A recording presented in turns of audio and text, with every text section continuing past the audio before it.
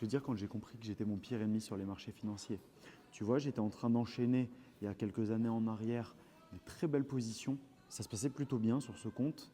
Et puis à un moment, il s'est passé un trade où je suis rentré en position et ce trade, il s'est retourné contre moi.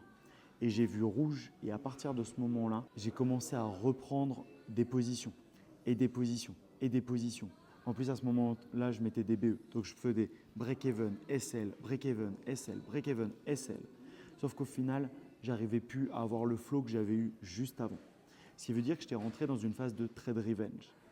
Et à ce moment-là, qu'est-ce que je faisais? Je restais juste devant les graphes.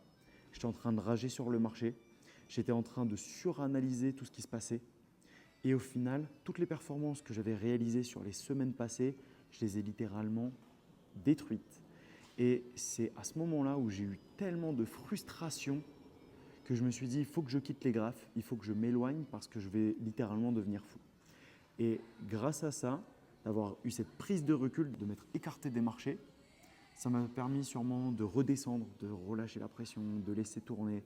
Et je suis revenu après ça sur les marchés et je suis revenu avec un modèle beaucoup plus établi, c'est-à-dire avec une discipline. Et ça a été un changement, un déclic qui est venu comme ça. J'ai pris la décision de. Et donc j'ai pris la décision de faire quoi? Eh bien, d'analyser mon setup. Si je l'ai, c'est bien. Si je ne l'ai pas, tant pis.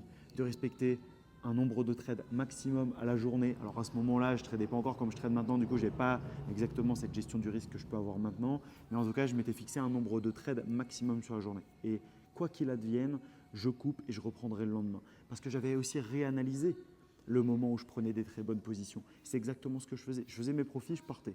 Et en fait, ça me permettait de laisser du temps et du temps à me reposer en fait. Alors que quand je prenais un SL, je continuais et je ne laissais jamais mon cerveau se reposer, mon corps se reposer, d'avoir des distractions, simplement d'aller par exemple aller faire du sport, d'aller avec des amis, de partir en week-end ou ce genre de choses. C'est à ce moment-là que j'ai compris que soit j'étais mon pire ennemi, soit je pouvais être mon meilleur allié.